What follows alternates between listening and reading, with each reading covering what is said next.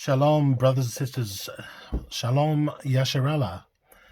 As I said, I was going to make some videos. So, look, basically, I want to go through the grooves, show you guys that there was something really fishy going on here. Basically, there is the truth and there are lies. Okay? We're waking up now, and I'm not the only one. There's so many people, so many brothers and sisters within Yasharala, true Israel, the true children of the Most High, who are waking up to the fact, not Israel, but waking up to the fact that, because I said not Israel, because basically people call themselves Israel now, nothing to do with them, and they're not the true Yasharal. Now, basically, what we've found is that, and more brothers and sisters are waking up to the fact, as it said in the Torah, it says that in the end days, we will all know the truth. The truth will be uncovered. And what we found is basically in the New Testament compared to the Old Testament, it's not, so say, the Most High. It is basically, testimony from third, and fourth hand people basically, telling stories of what actually happened.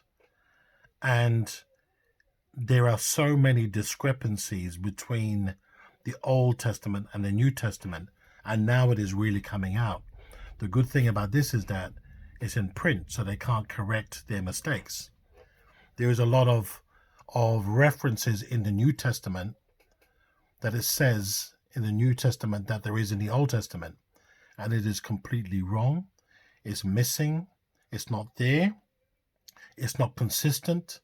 The facts are different. It doesn't gel. There are so many inconsistencies with the New Testament compared to the Old Testament. And some of the biggest, I actually went to Brother G-Dash's channel, and he is very meticulous in his research. So it's not just hearsay. It's not just like me, say, for instance, blindly following anybody. He doesn't blindly follow any camp or any doctrine.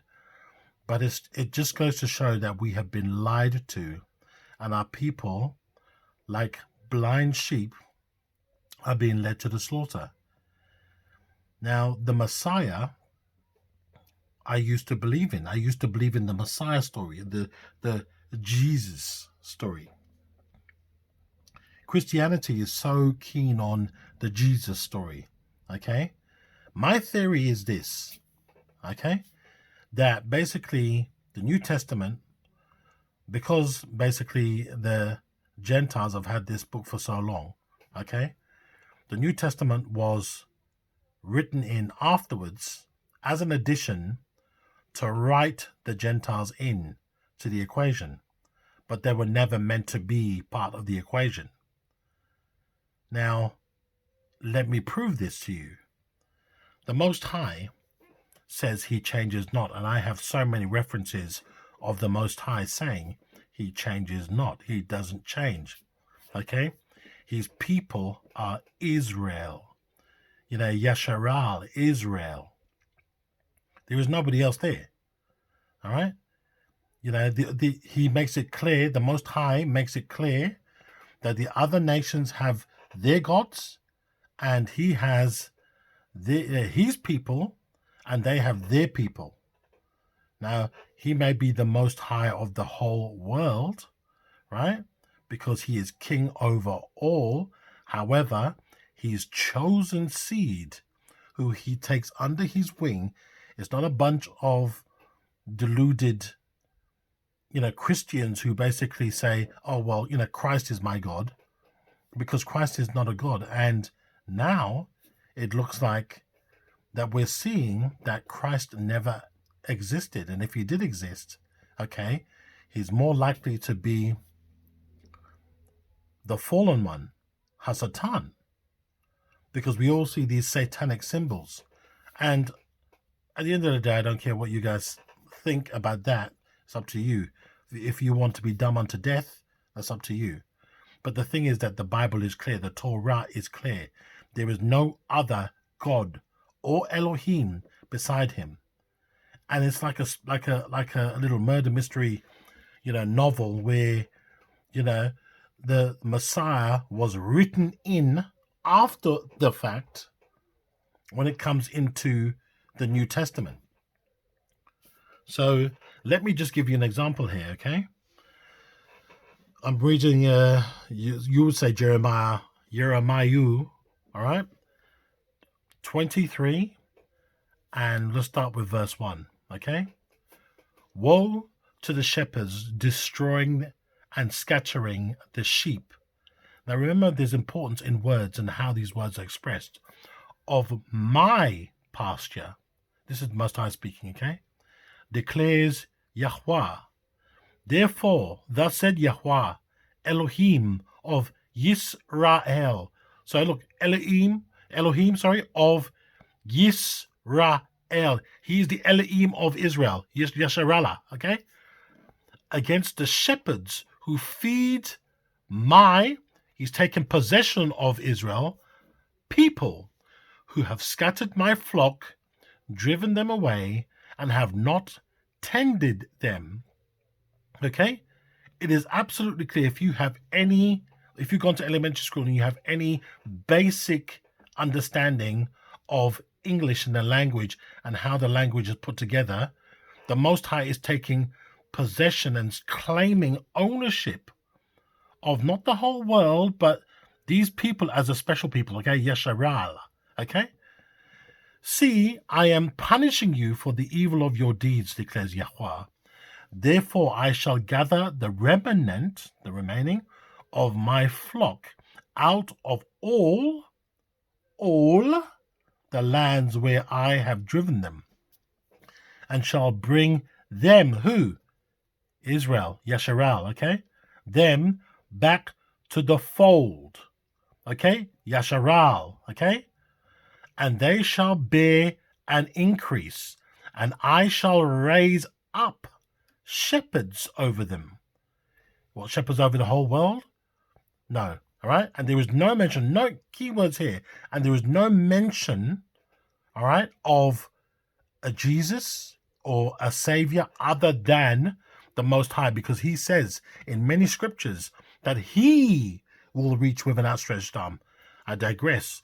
And they shall fear no more, nor be discouraged, nor shall they be lacking, declares Yahweh. Do you see Jesus here, or do you see anybody else here? Because it's by the Most High, the Most High's hands, okay?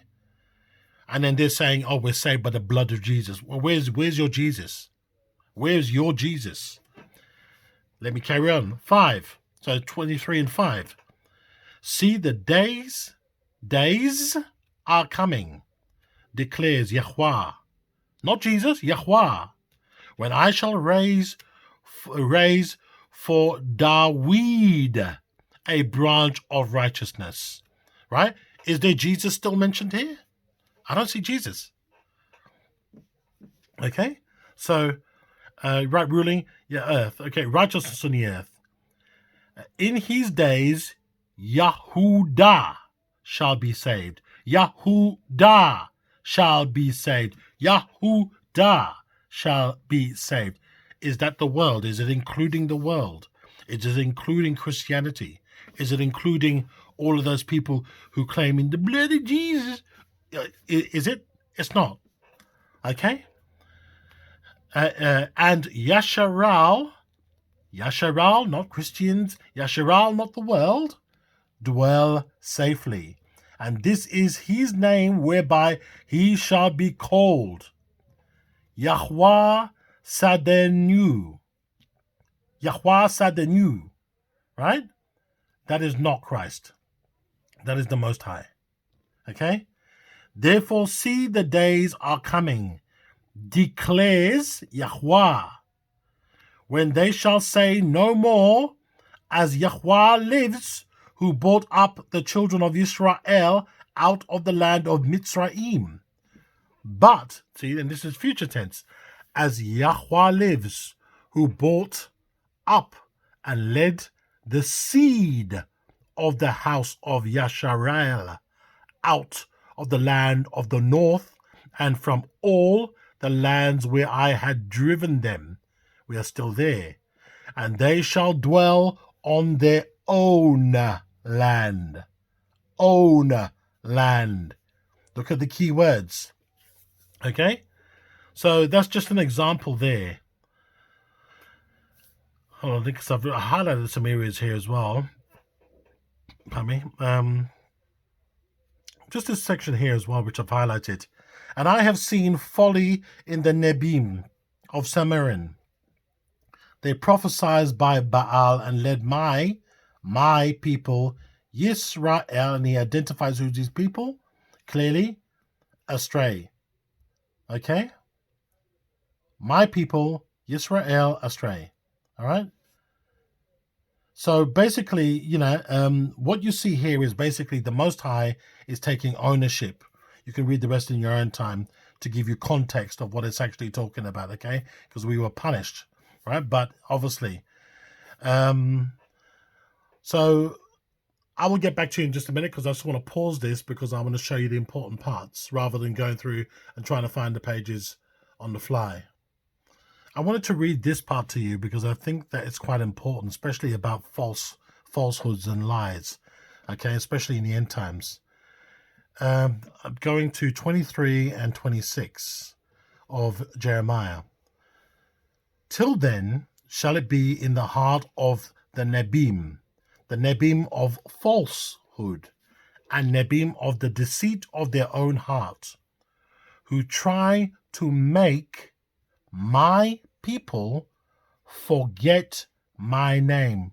Don't you think it's important to remember his name instead of calling the name of a deity? By their dreams, which everyone relates to his neighbor, as their fathers forget my name for Baal. Who's Baal? The Most High has promised here in 23 that he's going to save his people. There is no mention anywhere of the Son of God or, somebody else saving his children. And who are his children? It's Yasharal. He's made it clear. It's Yasharal. Okay? It's Yehuda. Okay? It's his people. Okay? So I'll carry on and show you another fact. So I've just found now, I've turned to Jeremiah or Yeremiah 29, actually 30, and 3. Okay? Now again, if the Old Testament is very consistent on who the Most High's people are, okay? Now, there is a motive here, like the heathen or the Gentiles must have seen that the Torah solely was basically for Yasharal, his people. And that must have enraged them to say, okay, well, surely it's for them as well. Oh, they've got a portion coming as well. But it's not what they think it is, okay? Because they've trodden down the Most High's people, the Most High's precious people. They have done it for hundreds of years. They have taken us into captivity, bondage, slavery. They've persecuted us, called us names, killed us, hung us, slaughtered us. So let me carry on. 30 and verse 3. Let's start from verse 3. For look, the days are coming, declares Yahweh, when I shall turn back the captivity of my people. You don't need to go to elementary school or be a rocket scientist to know that when you say my, like this belongs to me, my people, my possessions, my people, my clothes on my back, my people. Yisrael, so captivity of my people. So Christianity, I'm sorry, you're out of it. All right? My people, Yisrael. That's the Most High's people. And he will never forsake them. Okay? And Yehuda declares Yahweh. and I shall bring them back to the land that I gave to their fathers, and let them possess it. And these are the words Yahweh spoke. So, not Jesus, the Most High Elohim. Yahweh spoke concerning Yisrael and Yehuda, so the 12 tribes. For this is what Yahweh said, we have heard a voice of trembling, of fear, and not of peace. Ask now and see if a man is giving birth. Why do I see every man with his hands on his loins, like a woman in labor, and all faces turned pale? Right? But carrying on. Okay? Oh, for great is the day, there is none like it. And it is the time of Jacob's distress, but he shall be saved out of it. And it shall be in that day. So is that everybody? Is that the world? Jacob's distress. And this is the Most High speaking. But he shall be saved out of it. And it shall be in that day, declares Yahweh, not Jesus, right? Not anyone else, not a deity, not Peter, not Paul, not, the New Testament. This is the Most High speaking himself. So says the Most High of hosts, that I break his yoke from your neck and tear off your bonds. And foreigners, there's a distinguishment, there's a separation. Foreigners, no more enslave them. And they shall serve Yahweh, their Elohim, and Dawid, their sovereign, whom I raise up for them. And this part is really important because there is nothing that the Most High cannot do. Okay? So we had stories in the New Testament of so-called Jesus, right, raising the dead. But he hasn't got the power because he's not God. He's not the Son of God. There is no one beside the Most High. It has made it clear. And the Most High changes not. Okay? So I'll read that part for you again. So going back to 30:9. And they shall serve Yahweh, their Elohim, and Dawid, which is David, their sovereign, whom I, not Jesus, not Paul or Peter or anyone else, I raise up for them. And you do not fear, O Jacob. Is that the world? Is that everybody, the Christians or the people who serve the Most High? No. O Jacob, my servant, declares Yahweh. Nor be discouraged, O Yisrael. Is that the world?